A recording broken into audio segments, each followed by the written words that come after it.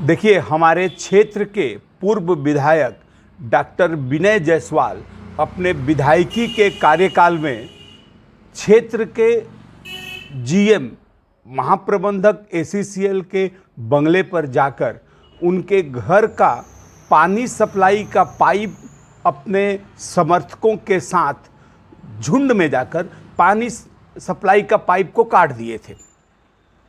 उस समय तात्कालिक जीएम व सुरक्षा गार्ड के द्वारा निकटवर्ती थाना में एफआईआर करने के लिए लिखित आवेदन किया गया था। तब पौड़ी थाना के द्वारा इस संबंध में कोई एफआईआर नहीं की गई। अभी हाल में मैं जब सूचना के अधिकार पर आवेदन लगाया तो जीएम ऑफिस से मुझे पूरी जानकारी मिली, कटे हुए पाइप का फोटो मिला, वो जीएम के द्वारा भेजा गया आवेदन और सुरक्षा गार्ड के द्वारा भेजा गया आवेदन की कॉपी मिली। मुझे लगा कि इसके बाद एक लोक सेवक थाने में सूचना देता है तो एफआईआर तो दर्ज होना चाहिए, लेकिन एफआईआर दर्ज नहीं किया गया था।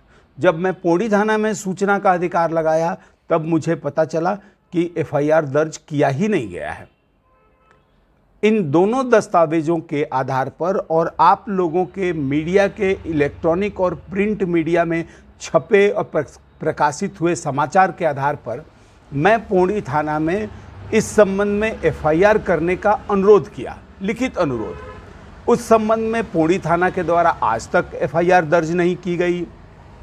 मैंने सीएसपी चिरमिरी को लिखित आवेदन दिया, कोई कार्रवाई नहीं। पुलिस अधीक्षक जिला एमसीबी को लिखित आवेदन दिया, इस पर कोई कार्रवाई नहीं की गई। तब थक हार कर मैं माननीय चिरमिरी न्यायालय में 156(3) दंड प्रक्रिया संहिता के तहत एक आवेदन पेश किया हूँ। मैंने अपने आवेदन में मांग किया है कि चूँकि महाप्रबंधक के बंगले पर जाकर जो पाइप की क्षति की गई है उसकी कीमत 50 रुपये से अधिक है, अर्थात यह भारतीय दंड संहिता की धारा 427 के तहत दंडनीय अपराध है।